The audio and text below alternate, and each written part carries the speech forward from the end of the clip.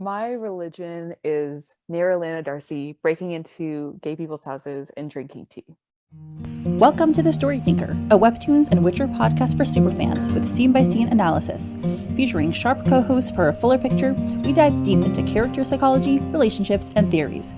We'd love it if you could like, subscribe, comment, and rate us on all podcast platforms and social media. For bonus content, you can support The Story Thinker on Patreon. Let's begin. Hi, everyone, and welcome to episode 8. I was going to say 18, but it's 118 of Purple Hyacinth, Valuable Visitor.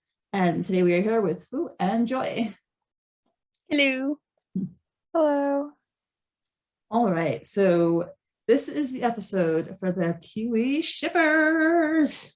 And obviously the Neyra simps.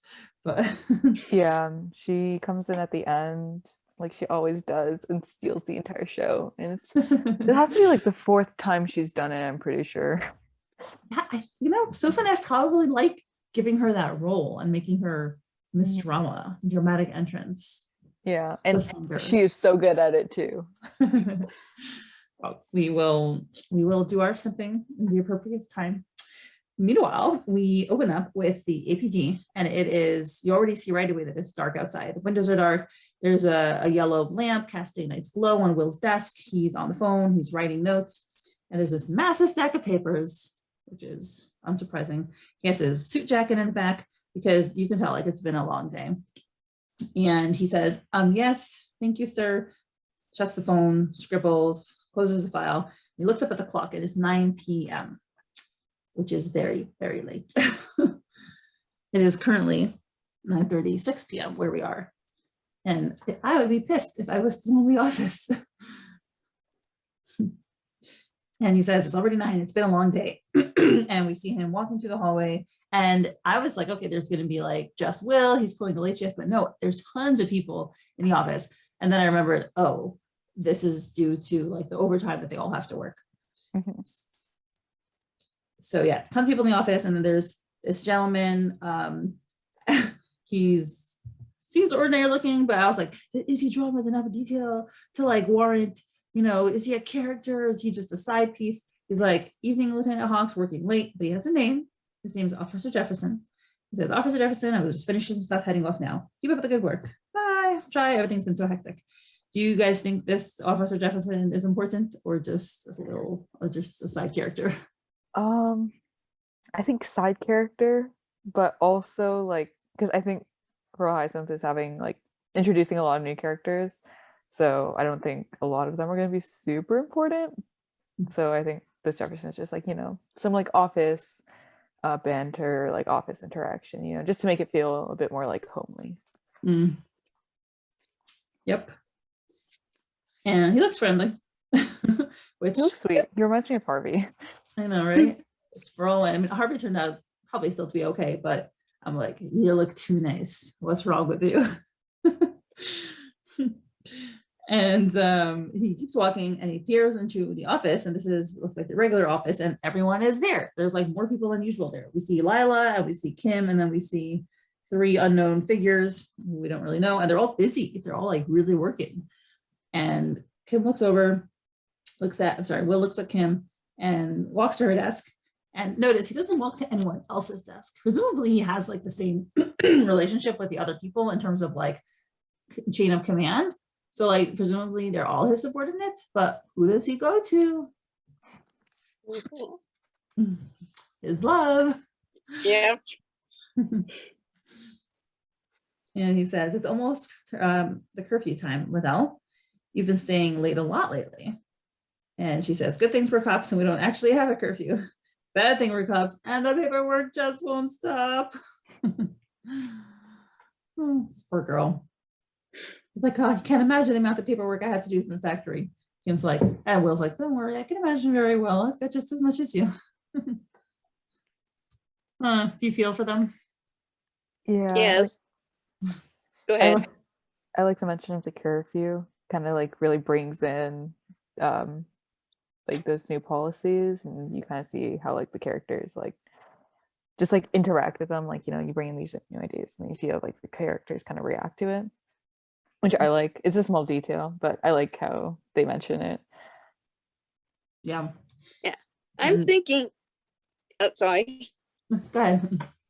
I was thinking it's Kim's a little out of character in this regard because, like, in the past we've seen her, she like puts off the paperwork till the very last minute till it's past due, and Will has to literally kick her in the backside to get her to do anything regarding to paperwork. But now she's like voluntarily staying late to work on paperwork.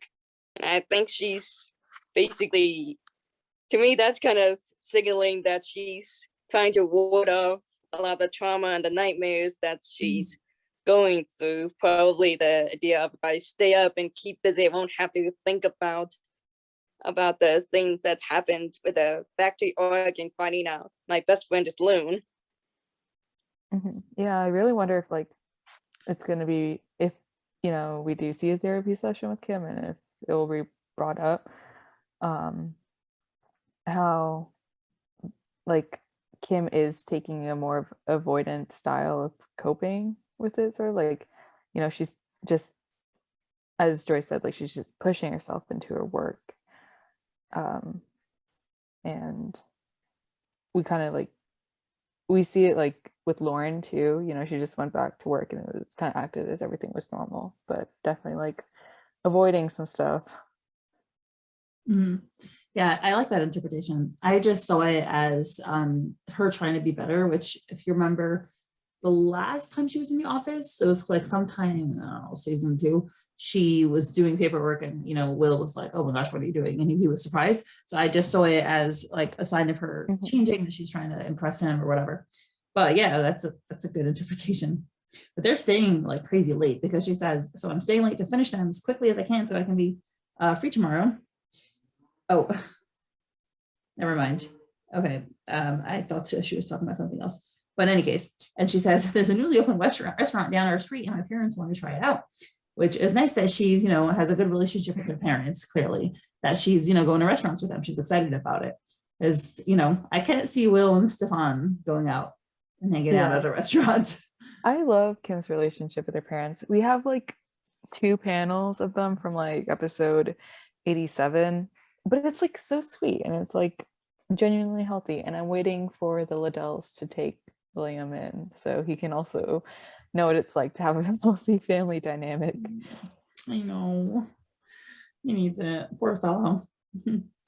And she goes, there is freshly pressed watermelon juice on the menu, William. Freshly pressed watermelon juice. Of course. Okay, so who would have thought there was a market for watermelon juice? I would love to know that. I'm wondering where they're getting like all this watermelon in like February. It's more of a summer fruit, but I call it. Very good point. Yeah. And she's like, my butt cheeks are not getting up from this chair until this file is done. And Will, I did not think he would respond like this, but he said, I'm afraid your butt cheeks will disintegrate before that. I'm shocked that he said butt cheeks. He's like so dignified. He'd probably like, yeah, I thought Will would be the one to like self-censor himself and I mean, but like also he's the one, he's like that for a while. I don't know if he still is, but for a while he was the character with the most like F-bombs, so I don't know. Will, like, he acts proper, but his mouth says otherwise. This also shows. Sorry, go ahead. I'm sorry. He could be like, how some people, when they have dry humor, they will sometimes repeat what the other person has said word for word, and like without much inflection. And like that is a part of dry humor, so that might be some of his humor coming out. Yeah, I think he's flirting with her. I really do think he is. This and the next couple stuff he does, he's never been this way before. This is flirtation, plain and simple. I just saw it as him looking out for Kim the way she was looking out for him. That too. Yeah, that too. In I think episodes like some of the early 60 episodes, 63, I think.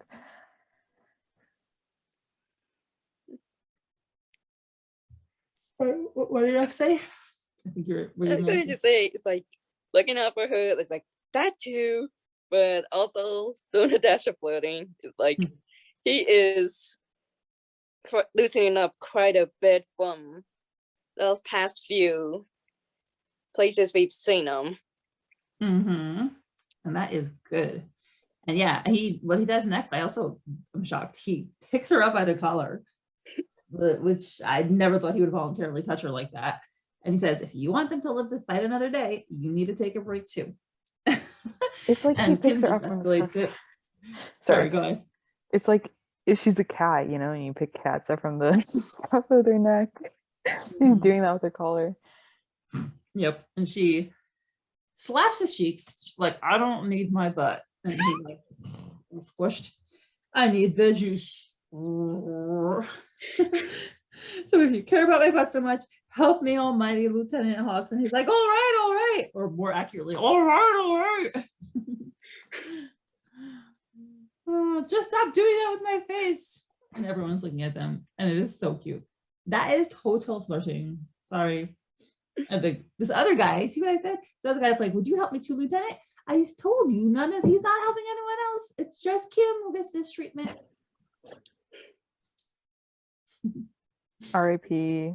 that one officer stuck in an unrequited love triangle with Kim and Will. Yep.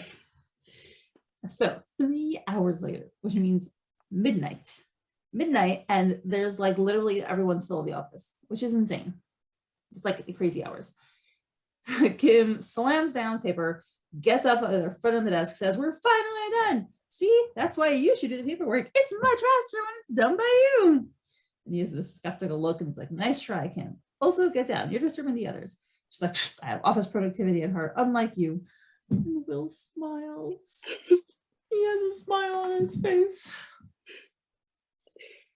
Oh, he likes her. He just does. Yeah. He makes him laugh. I was so happy to see that smile because this poor boy, he doesn't smile enough. Okay, I see I'm the only Will simp around here. I don't know. Yeah, I like it. I'm sorry.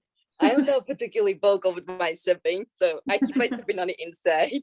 I prefer his future fiance.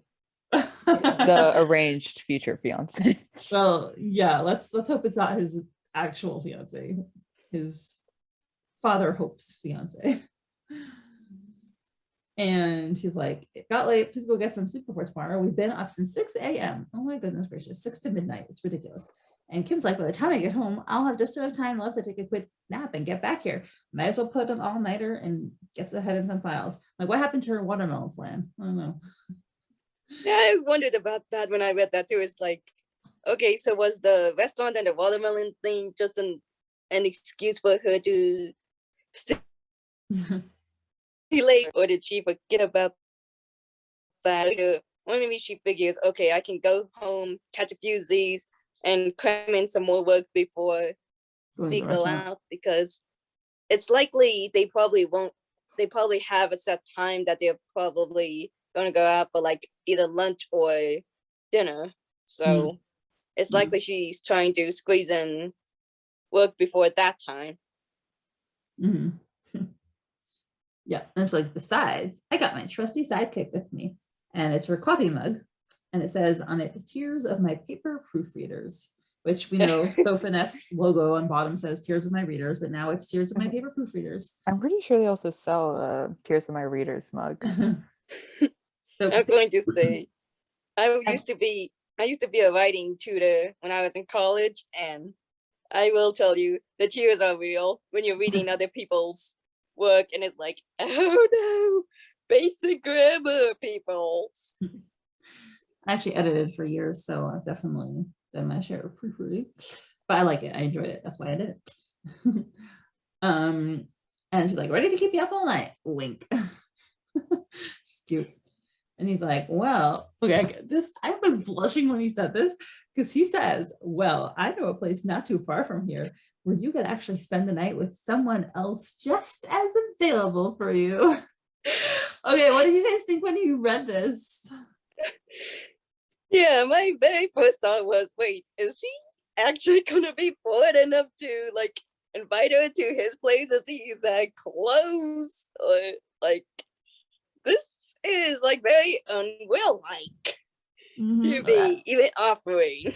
Our first genuine proposition, like Kieran's fake proposition. Well, I posit Kieran's half fake, half real propositions, but like, Fwoot, were you simping? No, I wasn't. Maybe Bella said it. Yeah, that's But because you I know like who's it. going Kind of in like there. it flew over my head when I first read it, and I had to go back and be like, "Wait a minute."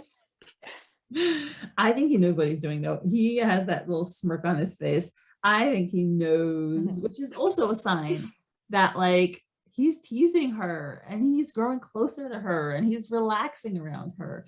These are things he would not have done several months ago. Yeah, definitely. It's like I think we've seen a lot more playful sides of him, and I think a lot of it does have to do with him having the shared experience with Kim of watching Lauren go up in flames and then finding out, oh no, she didn't die, she was Loon, and like a lot of like their trials I think have brought them even closer together. Yeah, I agree. And Kim is like, what? She looks, and I think she has a little soft look on her face because I do think that she is intrigued by that. You know, I don't know if I think they're both oblivious. Like, I don't think they care for each other. I think they are growing closer, but I don't think they think about each other romantically just yet. But maybe it's like underneath somewhere. What do you guys think? Yeah, I don't think Kiwi are really at like, oh yeah, I recognize that I have romantic feelings for you, or I even do have like romantic feelings for you. Like, I think they're still like, you know, they're really just in that kind of comfortable friendship phase right now. It's not super comfortable because they're still reeling from believing their best friend got blown up, but it's like, you know, it's getting there, right? And I think this season is really gonna build on that friendship more and really see like the platonicness of that relationship, and then maybe closer to the end of the season it's gonna really go like, oh, maybe I do like you more than friends. Yeah, I hope so. I hope at some point there'll be a romance section because it's leading up, and yeah. And he answers, it's like the infirmary bed. Thank you. And Kim is like shocked. She looks up and then she explodes in laughter, and she's like, ha ha ha ha ha. She literally had tears out of her eyes. She just cannot stop laughing. She is all over the place, like kneeling down on the desk in many positions, and she just like is on the floor literally laughing, and the whole office is like staring at her. So clearly she has like reached that overtired point where she's like, she's gone. Yeah. Yeah, especially since when I first saw that punchline, I was like, oh, okay, like my instinct was grown. It's a grown joke. It's not laugh out loud and roll on the ground joke. Yep. But yeah, she is a goner. So Will grabs her arm. She's like, okay, I think you really need to sleep. Let's get you to lie down. And Joy, you can take over. Okay, so now he's dragging her through the hall and he's apologizing to all these different people as he's passing. Sorry. And in between that, Kim is going hysterical and she's saying, was that a joke? Did you just joke? This is the first time I've heard you joke. And that's actually kind of interesting because she, yeah, I think it really is showing a little more how much they're loosening up, but I think she's also starting to see this other side of him as well. That he does actually have a sense of humor. But anyway, and so Officer Jefferson says, Lieutenant Hawks, you're still here? And he's still here too. Yep. And so Will just says Officer Jefferson and nods in his direction. And Lauren, Kim, with tears in her eyes says, OMG, I have to tell Lauren about this. Will, get me the phone. And yeah, she's really losing it at this point.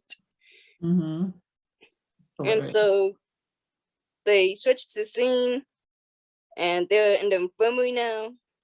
And then someone, I think it's Kim, says, at least the protest went well yesterday. There were no outbursts. We didn't need to intervene. And Will replies, yeah, that's good. Sorry for leaving the patrol in your charge yesterday. I just have to say, like, the very fact that he's sitting down with her while she's lying on the bed, that's some intimacy right there. I think he kind of wants a private moment with her. I think like Mindy, like he wants to be able to talk to her, you know, because given everything that they've gone through, they have become definitely closer together, and it's like, you know, they don't, because of what they've experienced together, it's not like they really have that same relationship with other people. Like, you know, Will's not going to be telling Officer Jefferson about Raphael, but you know, Kim, he's probably more likely to open up about it. And especially like the factory arc, a very big trauma bonding moment for Kim and Will. It's I think it just makes it easier for them to talk to each other about these sort of things, because you know, they're kind of like the only ones who really understand what it's like. And so having that sort of like shared experience is really just playing a factor in how they interact with each other.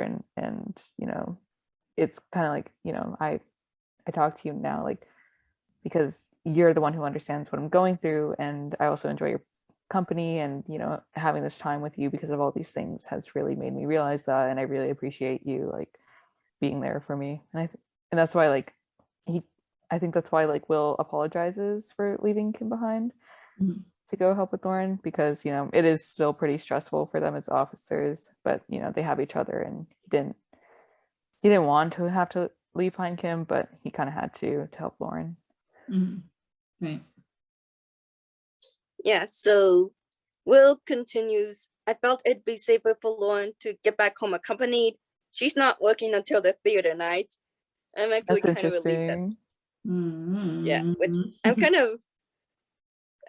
part of me is like relieved that they have that official ruling in place from her superior, like just for her physical and probably some mental well-being. But yeah, I kind of have a feeling she's not gonna do a whole lot of resting.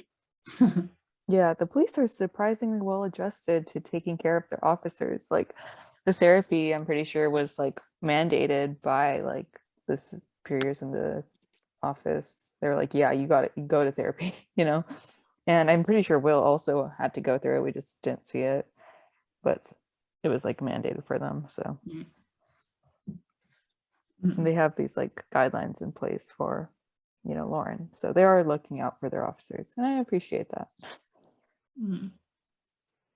Although this overtime is not exactly healthy. Yeah. Yeah, there's, I guess, I think with a lot of officers is it's like a lot of them do, like a lot of them are coming in, it's like if they don't know, they learn very quickly that the job is not for the faint of heart. There's going to be some sacrifices, but on the other side, it is up to their administration, their superiors, to make sure that they can function well enough to be able to exert themselves should the occasion arise.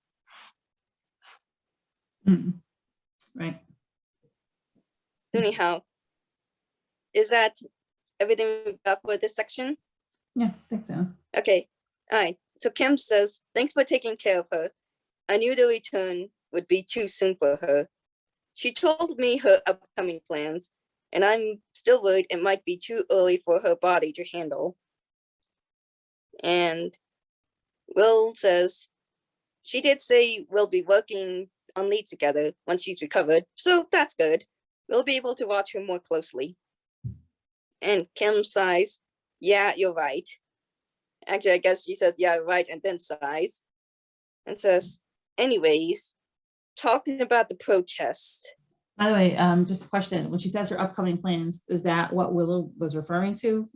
That they'll work on leads together, but do you think that's what she meant by upcoming plans? I genuinely don't remember if Lauren has mentioned working more closely with Kiwi about Loon.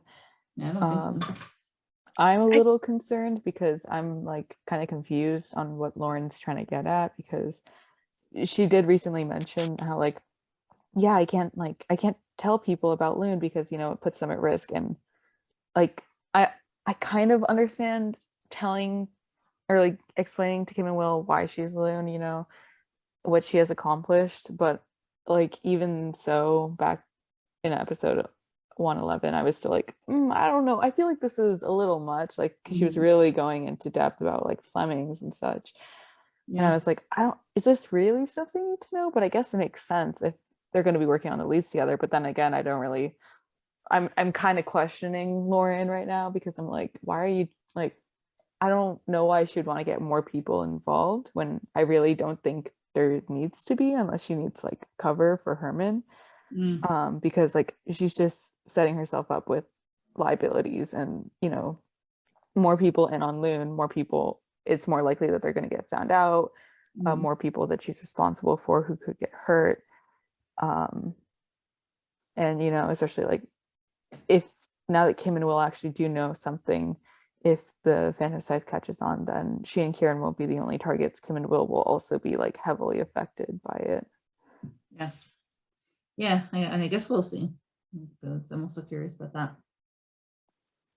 Yeah, my thought was there probably is some behind the scenes conversation that they had that we as the audience haven't been privy to, because we kind of like the last good chunk of chapters we have really not seen high nor hair of Lauren, so it's been pretty much focused on the other characters and their thoughts and feelings following the factory arc, and how they're reacting to the leader warming up the plan and keeping an eye on the seventh apostle, all that kind of stuff. So I think there's a lot more story going on here than what we're seeing.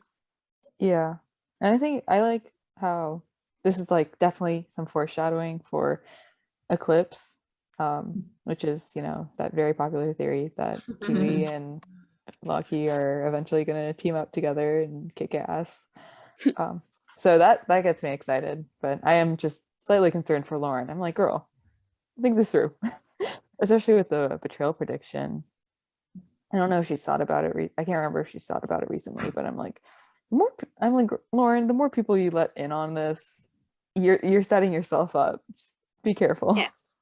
Yeah, I kind of wondered though if some of that isn't like completely rational. It's like I think a lot of it is more the emotional, even if she would rationally know. Right. Like she initially planned on keeping them out anyways, but then pretty much everyone who knows her more or less figured it out anyways. So I think a lot of it is she felt like she owed them some explanation, and then it's kind of like once she started, it's almost like you can't stop. So that's a good point. Anyhow, so I'm sorry, are you good to go on then? Yeah. All right. So Kim says, anyway, talking about the protest, you know, I can't help but think they're right. Part of me wanted to support the protest. And Will says, yeah? And Kim replies, my family's middle class, so we get by, but it's because we're among the lucky ones. Some things definitely should change. And even though the Phantom Scythe's always been our enemy, some of their points are right, despite using the very wrong methods. And Will says, yeah, I see what you mean. I'm not blind to the outrageous privileges associated with our title. While children die starving on the South Shore, some things do need to change. I just hope the protests won't incite more violence. So, I'm sorry. Does anyone else have thoughts about this section? It's nice to hear them talk about, you know, the political, social, topics. That's obviously a very important part of this comic, and we've been talking about it. So it's nice to hear the main characters have some, self-awareness. I'm just going to say, I don't think middle class was a term that they really used in early 1900s, but that's okay because it's not necessarily historically accurate. It's pretty contemporary, so. I mean, Kieran and Bella were quoting Barbie, so. Yes.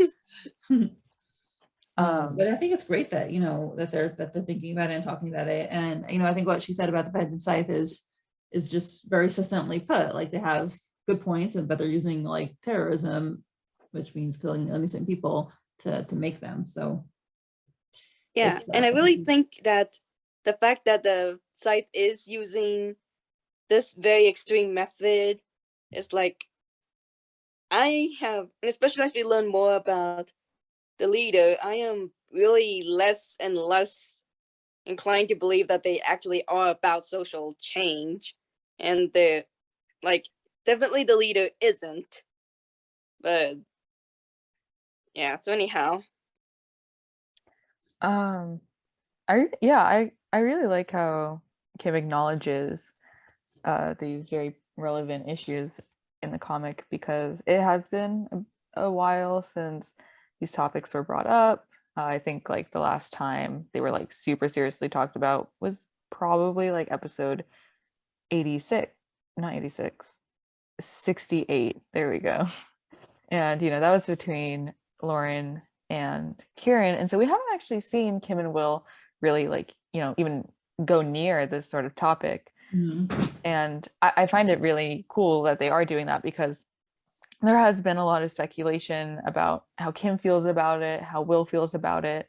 And a lot of that speculation, especially pertaining to Kim, just lines up perfectly with like what Kim was saying here, that, we know that Kim is middle class. We think that she'd probably like, sort of understand those, what the Phantom Scythe claims to be fighting for. Because like Lauren is completely oblivious to it when like Kieran talks to her. And I do wonder, like, do Kim and Will acknowledge their role in it? Like, because they are police officers, and I do remember I did talk to some people before about, like, over the hiatus, we were talking about how Lauren hasn't really ever brought up the issues of police brutality to Kim and Will following her experiences in episode 68. And like, I wonder like how police brutality will play into Kim and Will and how they see themselves, because they definitely do take on a more sympathetic approach here, but they don't acknowledge that they themselves are part of the issue, but because they are part of a system. And it's not them as individuals that are the issue, it's just their system, and how they as police officers do actively enforce and maintain that system. Yeah, I was wondering about that too, right? Because on the whole, their jobs are probably more positive, and they seem to see themselves as protecting the city, and I'm sure they do that for most of their day, right? So like, but the fact that they're on these patrols, right? So the patrols are for increased safety, right? So they're just like adding, they're on the streets to check for anything. But the checkpoints, that's the oppressive part, right? So we haven't, like, they're not doing checkpoints as far as we can see, right? But yeah, I'm definitely curious if they'll start thinking about that. What aspects of their job are helping, make the Phantom Scythe upset. Especially Will's line about how, I just hope the protests won't incite more violence. And I think that's very honorable and very noble. Like violent protests, depending for what issue, it can like go very badly. And you don't want people to get hurt. That's the main thing. Harm is what they are trying to avoid. And I just find it interesting because the word violence, that it's a very important word. I'm pretty sure Kieran uses it in 68 to say that like enforcing justice through violence is like not the way to do it, something like that. And So how do you enforce?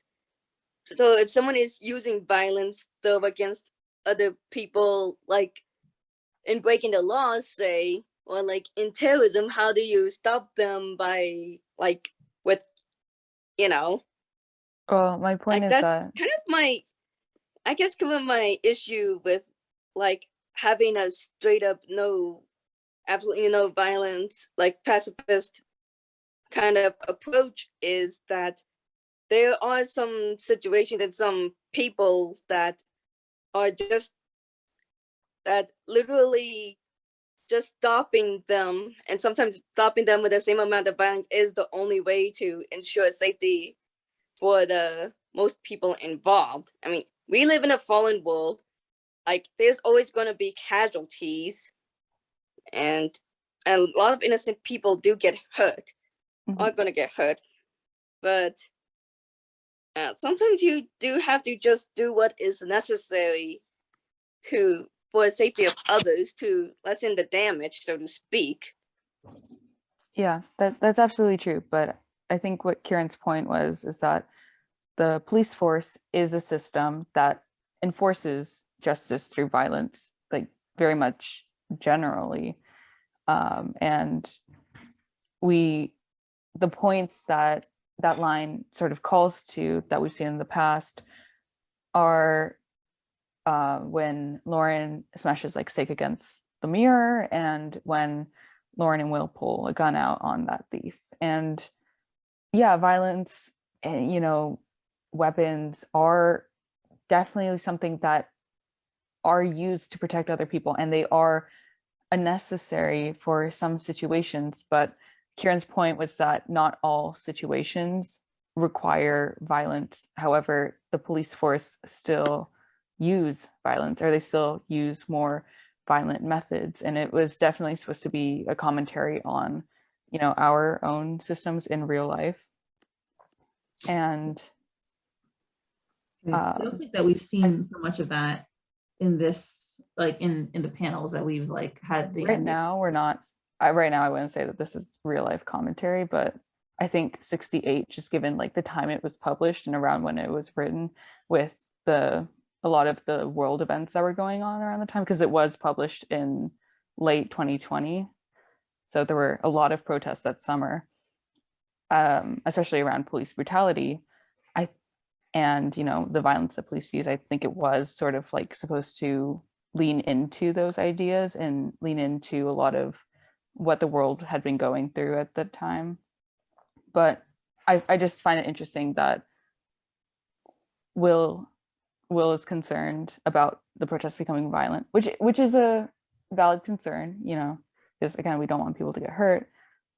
But he also works within a system that enforces through violence.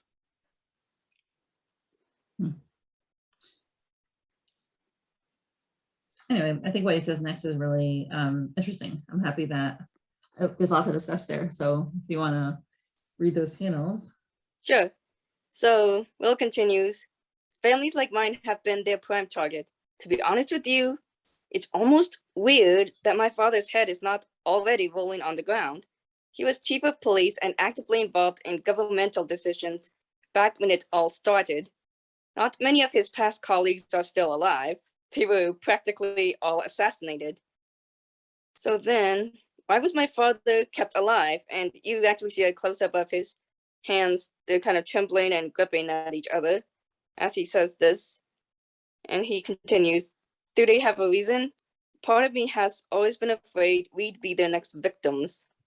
So before we get to like the emotional part, let's do some theorizing. I have some theories. I'll let you guys go first. Will makes a really good point, because it's not mentioned here, but Stefan, before he was chief of police, was also a head of the military, in like he was the top general or something within the 𝗪𝗲𝗃 military, and then I think he became police chief. So that's like another like title that Stefan has. So yeah, I really like Will acknowledging this, and because it seems like something that, it's obvious to us, but we don't really know if it's obvious to the characters, right? And so here they are acknowledging like this pretty big idea, and I would love seeing this. And I'm not like a huge supporter of this, of like the leader's Stefan theory, because like Stefan actively benefits from the systems, and he hasn't really been portrayed as a character who matches up with the morality of the leader and the ideals of the leader. So that kind of like holds me back.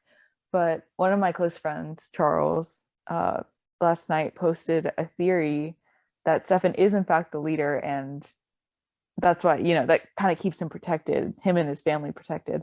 And I don't remember too much because I read it at like really late, but there was a great point that stuck out to me a lot, how the angels symbolism from the party arc with 𝗥𝗲𝗱𝗍, Tristan, and Stefan was supposed to represent how they were the heads of these different organizations in 𝗪𝗲𝗃. And so 𝗥𝗲𝗱, he's like with the royals, right? He represents the royals.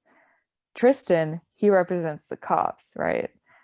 And then Stefan represents the Phantom Scythe, and he's the top of the Phantom Scythe. And that, I was like, oh my god, you big brain. There's definitely some more points, so I'll go find them, and you guys, I'd love to hear what you guys think. No, I think it's kind of stretching it to say Stefan is a leader, because like all the points above that you mentioned, Fwoot,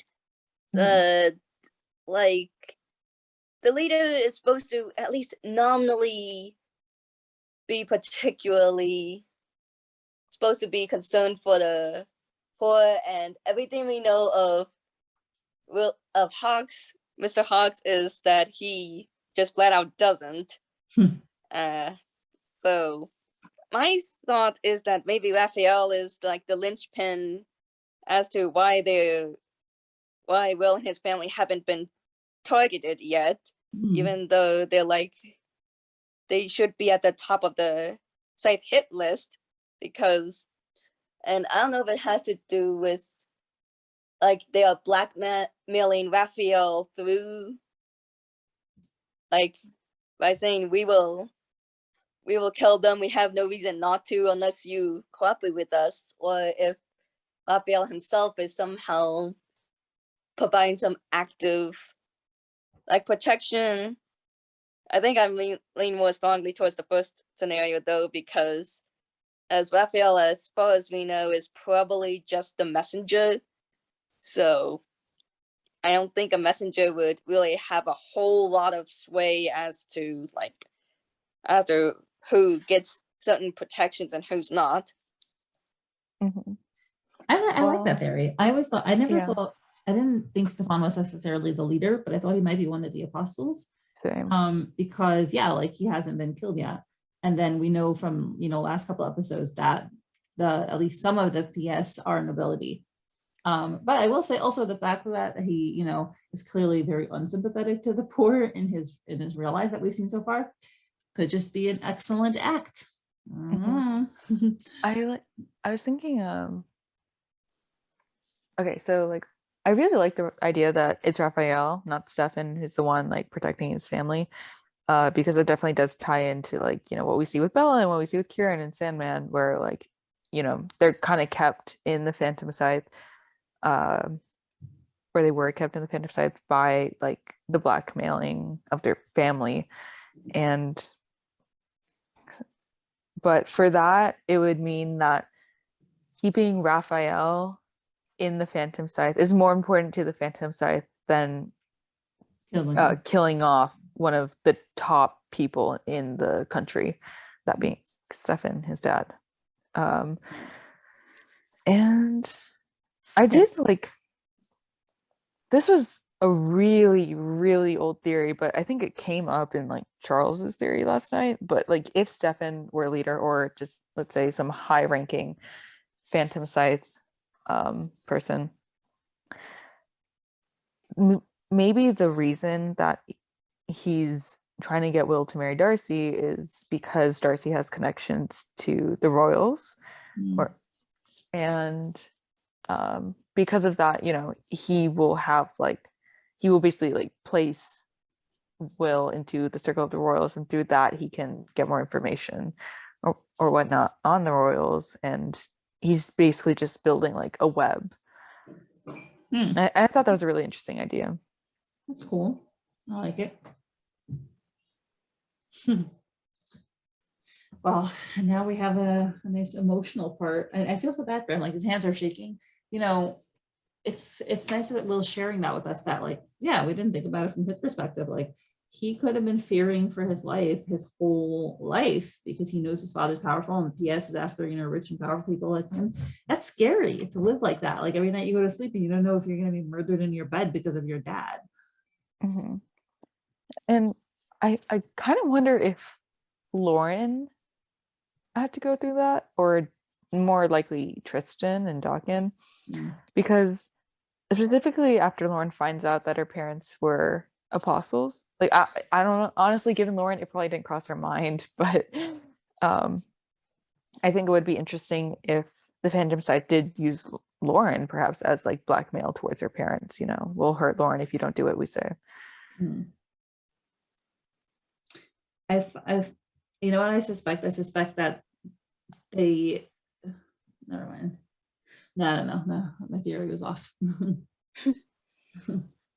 Yeah, I will say that this line of like, part of me has always been afraid we'd be the next victims. Like, I was very much getting Tale of Two City vibes from this little revelation of how he's always fearing for his life. And I'm not sure, are you either of you familiar with the Tale of Two Cities? Yeah, I mean, it's been like 20 years since I read it, but yeah. Rings a bell, and I probably was familiar with it at some point, but right now I'm kind of like brain empty. Yeah. So the part that I was thinking of is pretty much the whole story is the family is going through the third wave of the French Revolution, and one of the main characters is put on trial because his daddy is rich, but not only because his dad was rich, but because his dad had basically attacked one of his tenants earlier, and had more or less gotten rid of all the witnesses to the event, but this guy Charles Darnay and his family were the ones suffering for most for something that they didn't do. They were not even a part of, because he would have been like 5 or so when the inciting incident actually happened. But he's the one paying the price for his father's actions. Yeah, that's a good point. Also, I mean, A Tale of Two Cities, I think, is very relevant here, where you have like the rich and the very rich and the very poor in the same city, right? So,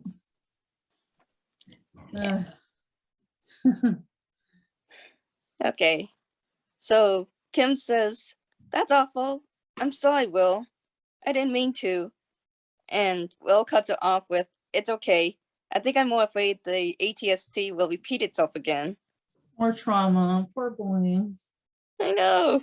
It's like, he's already been through and seen so much, and a lot of the violence with being a police officer, he's definitely had to be on call every time there's like a purple hyacinth murder or something like that. And so he's probably seen a lot more as well. And yeah, so there's a small moment where Kim is just kindly looking at Will, and you get a close-up of Will's sad eyes. And then Kim asks, She's looking at him with a lot of sympathy. She's very sympathetic. So Kim asks, "Were you friends with Dylan too?" And Will says, "Yes. Well, not as much as Lauren. My father didn't really allow me to befriend him too much, but he was one of my only friends at the time." My heart. I know.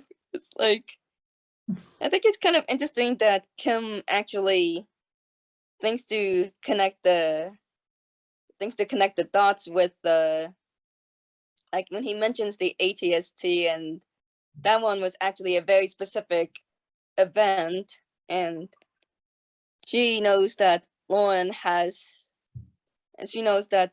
Lauren, their mutual friend, has kind of been angsting over what happened with Dylan and that incident. So she's kind of piecing together, wait a minute, if they were mutual friends, it's likely Will would have known Dylan as well. Right. And honestly, a little bit more of Will's background is like, I begin to think he only has like the 2 friends, I know, that's odd. because he does say he was one of my only friends.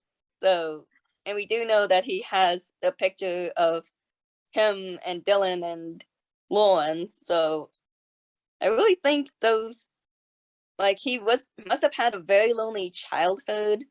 Like, I think maybe his mom and his older brother might have been the only other people to like truly love him in that point, but like beyond all that, Poor guy.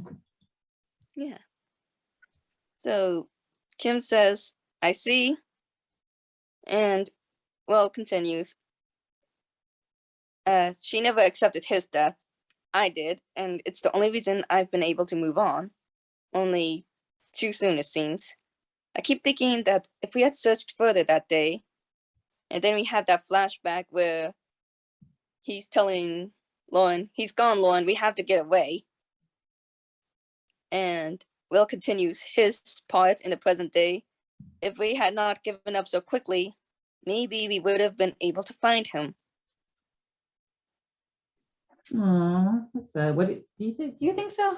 Or do you, I mean, well, we have our theory suspicions about Dylan was kidnapped, but I think like I want to say that like I think I really like Kim asking about Dylan. Not Dylan. Yes, I really like Kim asking about Dylan because she's like the only one of the Lauren Will Kim trio to not have known Dylan, and I wonder like how that was like for Kim because she only really entered that dynamic like 2 or 3 years ago, and so she like Will and Lauren knew each other for much longer, and so it must have been like a bit weird for Kim because the two have so much history together, and like I had a horrible thought just now. I was like, oh my god, what if like Kim is just Dylan's replacement or something? But but I like how Kim's learning more about Dylan. Like that's cool to me because she was the one who didn't know him. And then on Will like feeling guilty over like maybe like he was still out there, but because we left, like he died or for some reason because we couldn't find him. I think it's really interesting that Will is guilty about this because in the flashback itself, we do see that because of Will, Lauren actually doesn't die because he pulls her out and then stuff comes crashing down in the background, like where they were. And Will probably didn't realize it, but he saved Lauren's life in that moment. You know, if they had stayed out there, then they both would have gotten hurt and probably died. But because he was like, I don't remember that they crashed down where they were exactly, but okay. I'll read it again. well, I remember reading a crash. Like if you go back to the scene. I remember the crash behind them. I just don't remember that it was right where they were, but yeah, definitely dangerous. It near them. It was point is it was a very dangerous place. And so because he pulled Lauren out, they both survived. And ultimately that, in my opinion, was more important in that situation because they knew where each other were. They knew that they had an opportunity to get out, and you know, they were kids that they had to prioritize their own safety first. Yep. Concur. Yeah, I think it's like interesting that we almost see the humanness though, that he's like he occasionally looks back and he has some regret about not, like, I think it's very human to second guess your past decisions, like especially for something like this, where it's like you almost feel like you have to choose between saving yourself or saving someone else, and and it almost feels like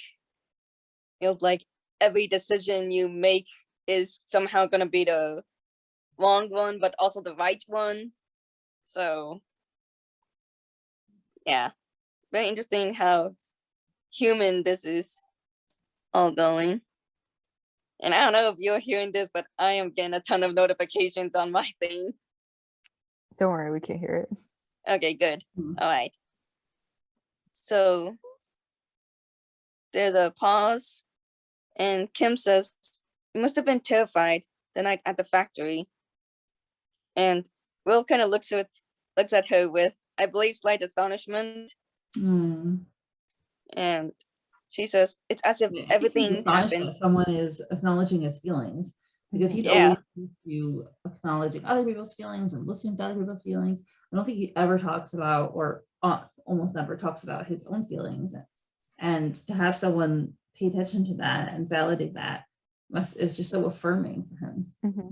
I mean, especially like, not only did Will like just not get a lot of focus by other characters in the factory arc, he just wasn't very present in the factory arc. Like, he was there, but he didn't exactly do much. And so, shining a light on how he felt, especially in 106, after 106, because there was that tiny flashback at the beginning, but it was overall a very much Kim-centered episode where it focused a lot on how Kim was feeling about the factory arc. And now here it is, Will also getting that, affirmation and that concern. And I like seeing it. I like seeing him get acknowledged. Mhm. Yeah. So Kim does a little more acknowledging. "It's as if everything happened all over again, and yet you stood there for me." And then she hugs him and says, "I'm sorry, you didn't have to, but thank you, William." And William pauses, and then he closes his eyes. I guess he's leaning into the hug, and he says, "Always." Oh, Kiwi shippers just got their new catchphrase. this is the best. Oh my gosh.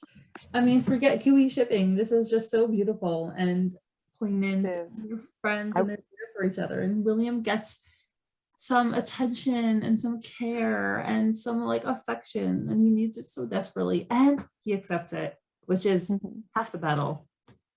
And the lighting is like just very warm and comforting in this episode, and you can kind of just like feel what they're going through the lighting. Like, I just want to say the lighting in this episode, so good. The art always, it's always great, always amazing. Yeah, it is.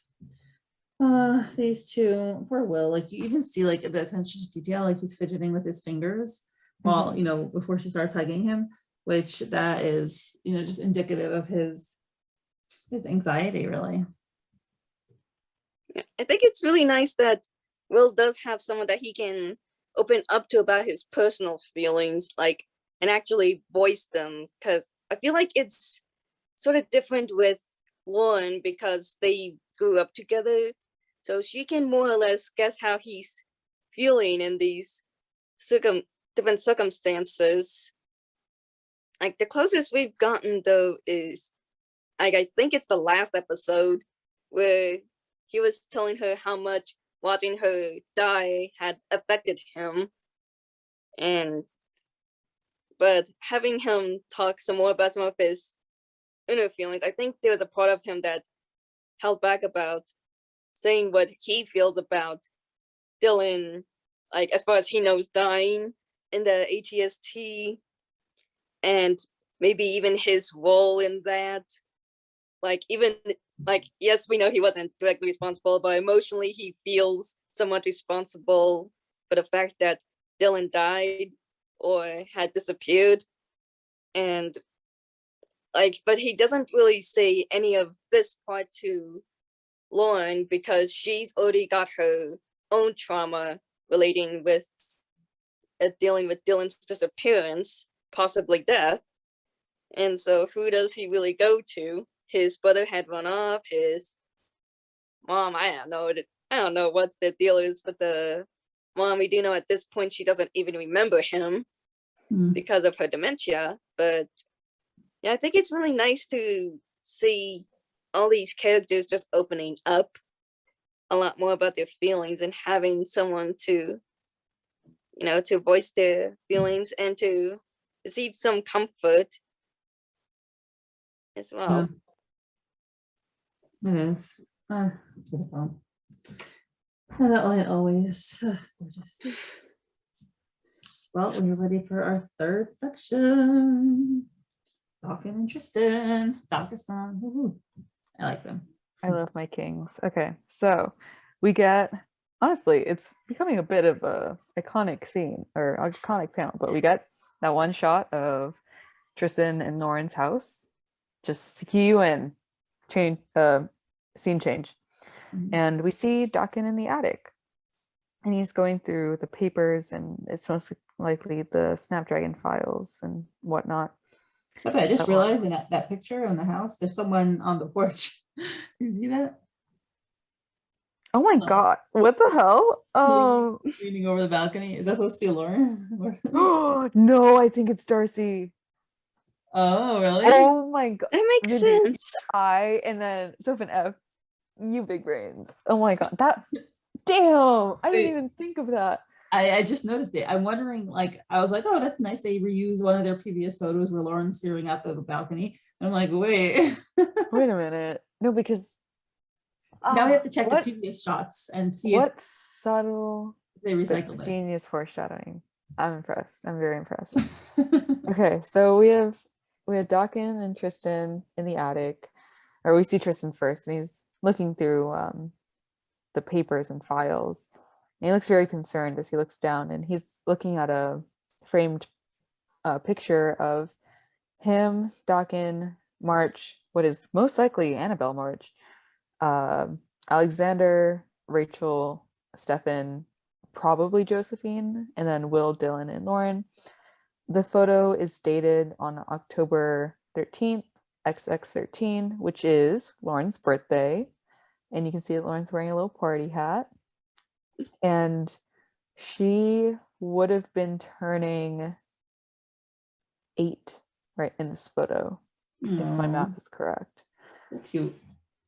And he looks just very melancholic and very sad, and he's hunched over, he's on his knees, and Dakin climbs up the ladder, and Dakin sees him and he sighs, and he comes over to Tristan, who's still on his knees, and he kneels down as well. And Tristan says, "I still can't quite believe it. My own brother. For how long?"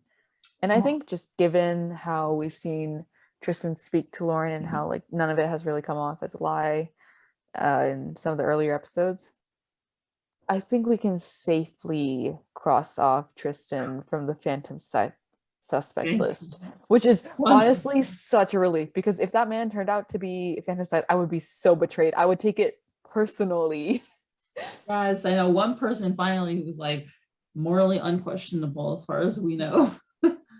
Tristan is my healthy father figure, my healthy fictional father figure. If anything bad happens to him, I'm going down with him, Something bad is gonna happen to him. Yeah. Well, as we discussed, like, if Stefan F want to give us real stakes, something bad has to happen to people we care about. Yeah. Oh my god. If they go with the mentor dies trope, but it's not Sandman who dies and it's Tristan, I won't know what to do with myself. I will cry the entire night. I think we're gonna have both. Sorry. Yeah. I think Sandman will die soon and Tristan will die later. I don't know. But, I keep thinking. I'm sorry, go ahead.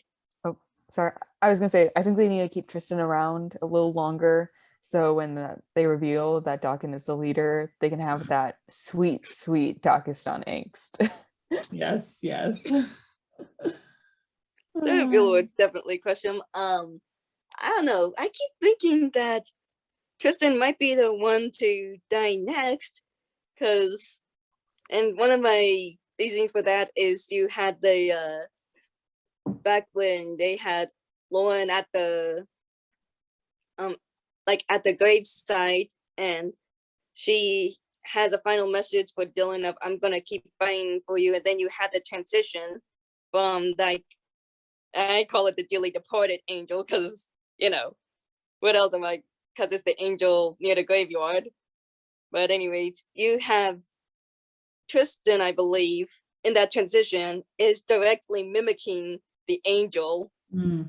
in that. Mhm. So I'm not sure if that's like some sort of foreshadowing that he is like gonna be the next to die, Mhm. and probably a little later with the who is quite possible. Yeah, I do think he is gonna. He's an important character that we love, and like someone that we love has to die. So I think he's in the running for that. I'm gonna say something outrageous here. I would rather Bella dies than Tristan dies. And Wow. I know, Mindy, I'm thinking about it because I see your background and I'm just thinking about Bella right now, But I'm like, I feel like if Bella went out, she'd go out with a bang, She'd be like, this is my final F you to the world. But when Tristan goes, and I'm gonna cry really hard for both of them if it happens, but when Tristan goes out, it's gonna be tragic. Like Bella's also gonna be tragic, but I feel like she would do it on her own terms, It's which true. girl boss, I guess. I think you're right. And you know what? Honestly, Bella, like, I don't know if she really enjoys her life. I mean, and that sounds like a horrible thing to say, but like, I don't know. I feel like her life was stolen from her.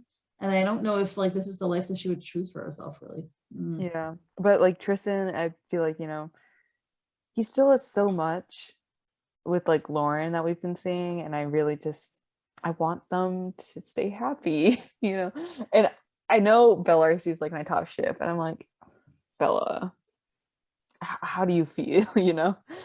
Ideally they both survive and Tristan adopts Bella, because as we see, he's getting acquainted with her girlfriend, so he might as well just take in both of them. I don't think So Bella is like, I think she's an adult basically, and she's like, she I needs a don't healthy need father you. figure. I mean, third time's the charm. So yeah. I'm not certain if Bella herself would actually accept that though, because as we have seen, she's been burned by father figures several times. So I think she's too old for a father figure, really. And then, so Tristan is very much distressed over what Lauren has told him about Alexander, and we didn't see that conversation, unfortunately.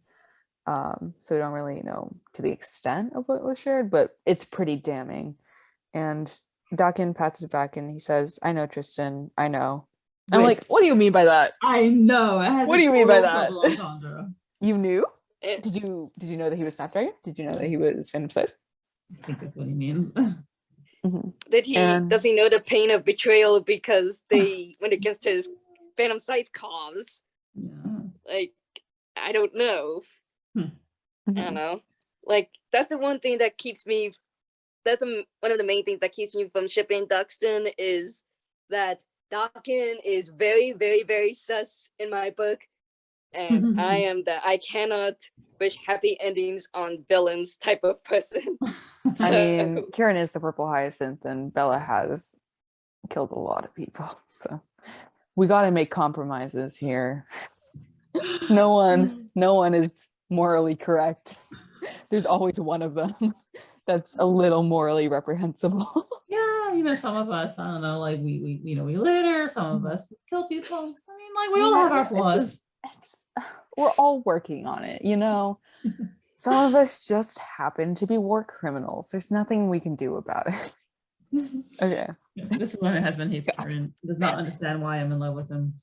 Yeah. Okay. So Tristan says, "I have gone through every single thing we kept from them. Not a trace of their activities." I'm assuming he's talking about Lauren's parents.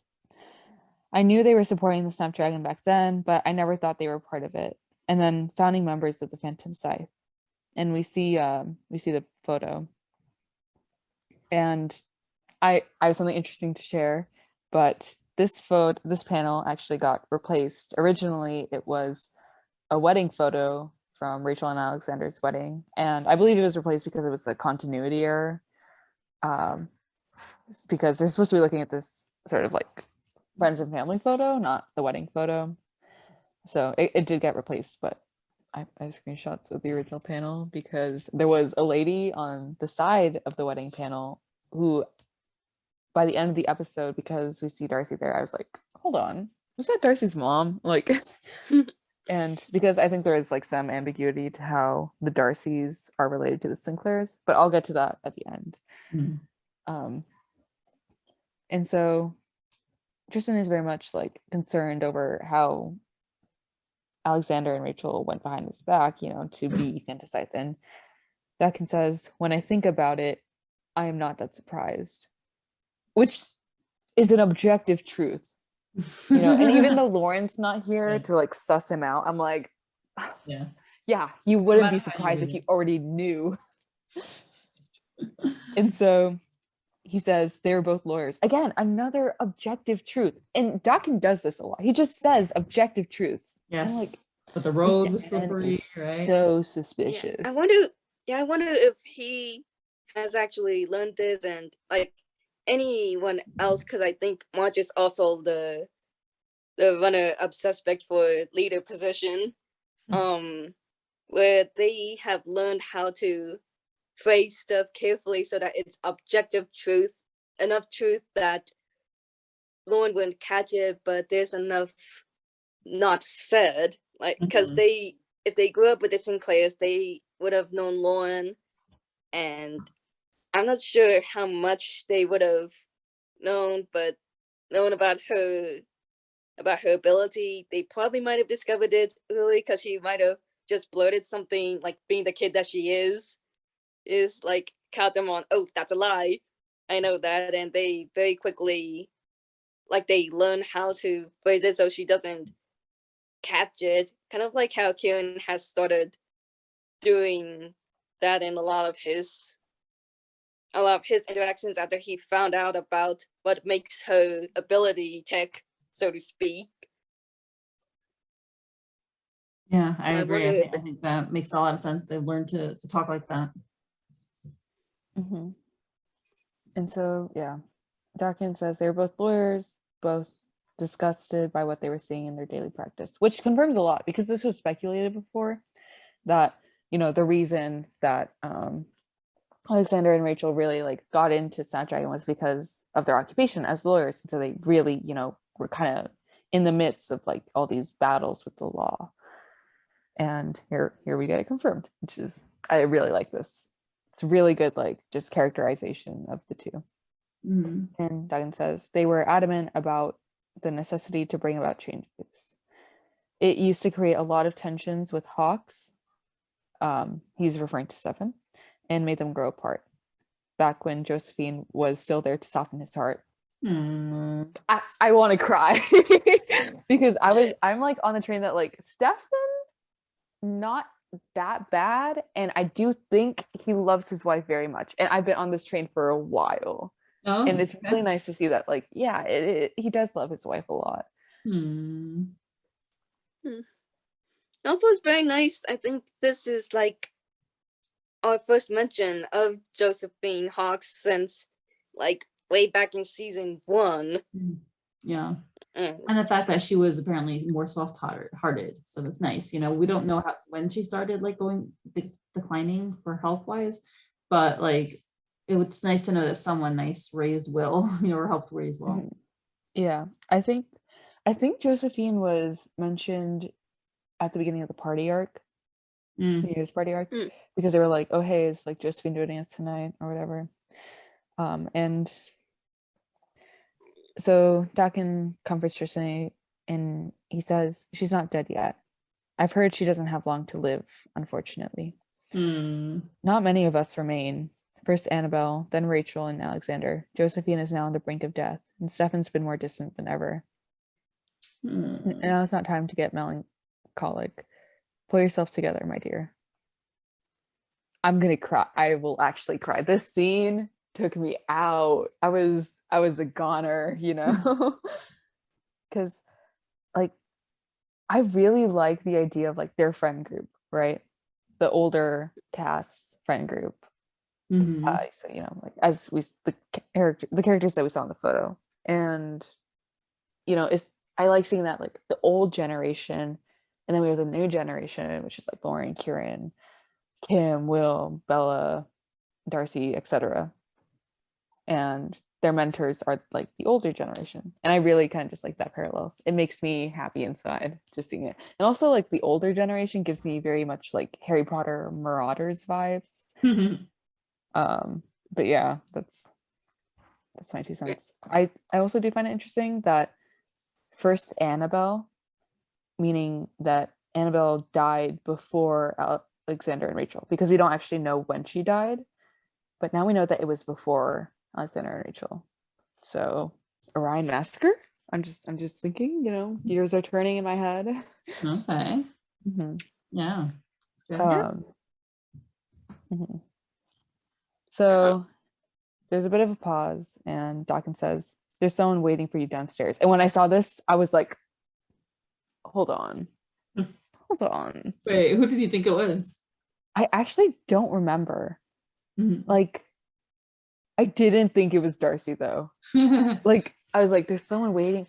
Who would it be? Would it, like, I might have thought it was Elizabeth, but I genuinely don't remember. So, or maybe it was Kieran or someone. I don't know. I was just like, who is this person? And Tristan looks at Dawkins, and they cut. And then we see someone holding a very large mug, and I think it's supposed to be tea. And then when I saw that, I was like, let's go. Yeah. Let's go. The joy filled your heart. My religion is Neyra Elana Darcy breaking into gay people's houses and drinking tea.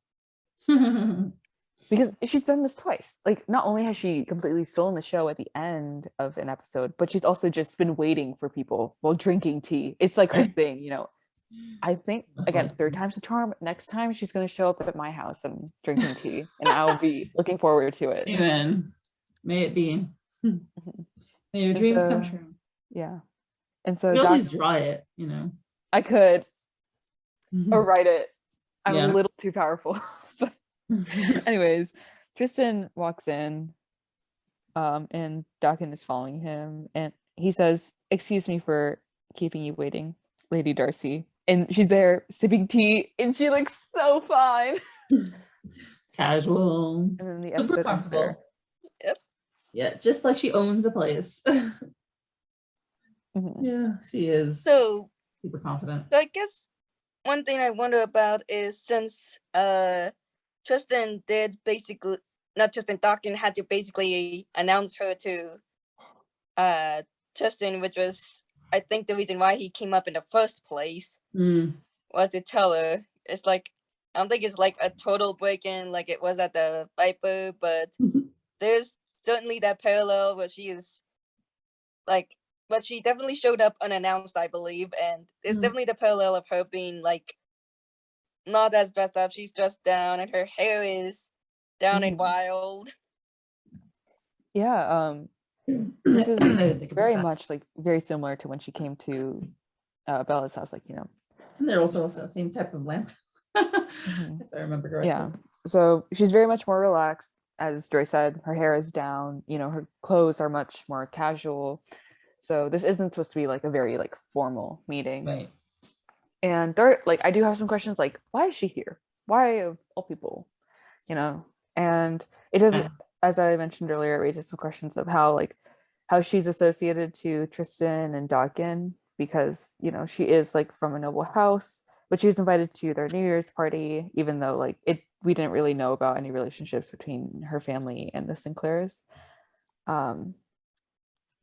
But that wedding panel that got taken out, I was thinking about it, and how like that art exists. It wasn't meant to be in this episode, but it was drawn for it probably had to have been drawn for like a reason, and so an upcoming episode. Yeah, I was thinking that it's gonna come in like maybe the next episode, and that the woman who was kind of cut off, who was Rachel's bridesmaid in that panel, because in the panel, I should probably say, like, give it description of it.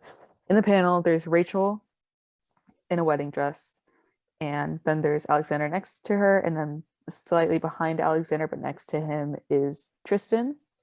And then next to Rachel, there is a bridesmaid, and then next to that bridesmaid, there's another bridesmaid, but she's very much like cut off in the photo. And I have no idea who the first bridesmaid is. Like, maybe my guess is either Josephine or maybe Rachel had a sister. And then the cut off bridesmaid, I was thinking maybe it was Darcy's mom, and that's how like Darcy knows the Sinclairs, because her parents were close with, you know, Tristan's family. And because Lauren most definitely does not know them, though. That's the thing. Like, Lauren doesn't know Darcy at the beginning, or not at the beginning, but like at the party. Like, I'm pretty sure they were getting introduced there, so they've never met in person before. Mm-hmm.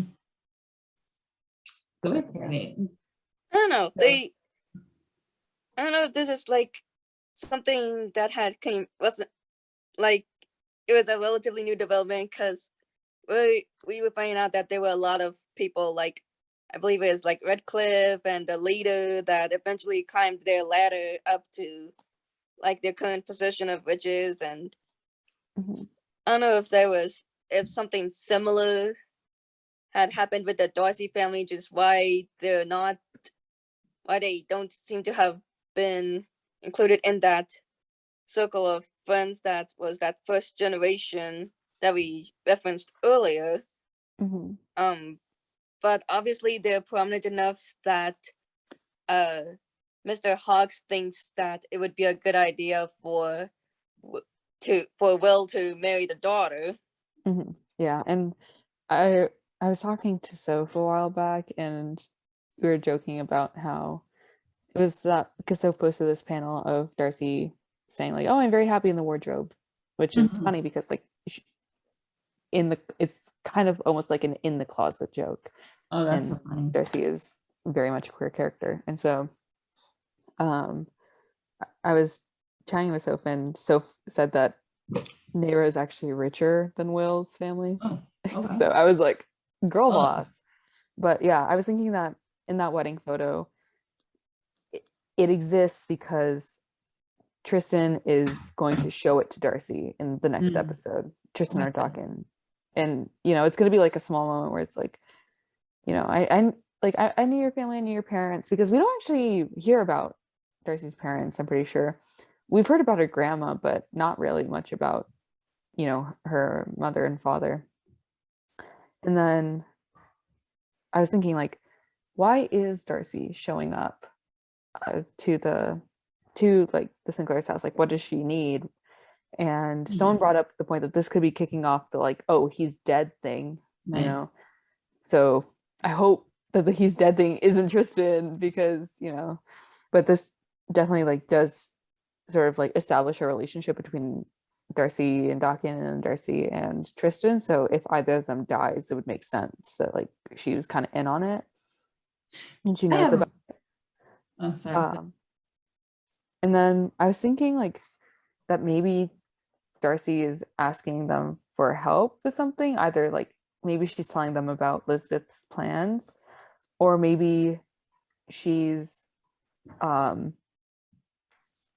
asking for help the way she asked Bella for help, but like because Bella declined, or we don't really know what's the situation with that, because Bella wasn't really welcoming towards the idea of helping out Darcy, she has to go to someone else, and she has picked Tristan.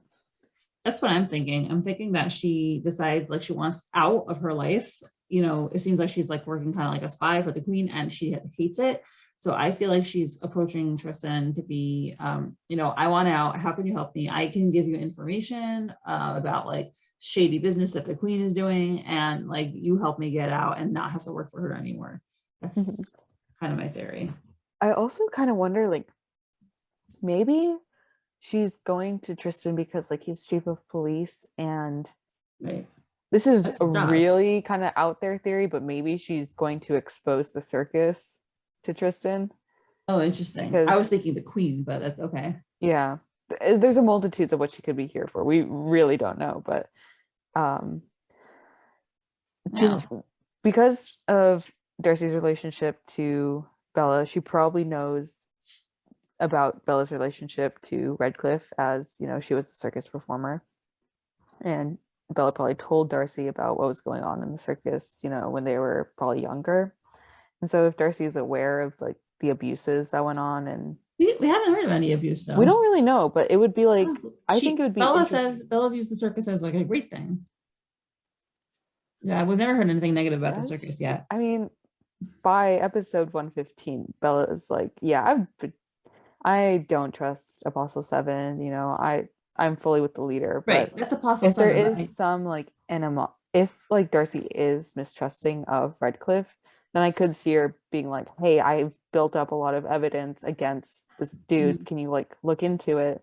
And then by taking down 𝗏𝗏𝗃, then it would kind of free Bella, because you know, she's in her dreams, right? She's like, oh, this I know, Bella, but it come could, back to I'm me. just saying it could be like Darcy looking out for Bella by like turning in 𝗏𝗏𝗃, because 𝗏𝗏𝗃 is kind of like, we don't know if Darcy knows about the Phantom Scythe stuff, but she does definitely know about the circus. And so if she knows about what went on in the circus, then she may have be trying to help out Bella, whether she wants that help or not. So exciting. Oh my gosh. This is like hype for next episode. Also, Mindy, I don't know if you saw the author's note, but it says the new yes, background I know now. characters Now are we just have for confirmation. comedy. But knowing our reader base, you're probably already theorizing one of them is going to get is going to kill or be killed, which is Yes. definitely that conversation about Officer Jefferson. You should have put like 4 panels. That's obvious. Oh well. Wow, I'm super excited. This is, it looks like it's building up for some like nice action / intrigue, and I think it's going to be very exciting.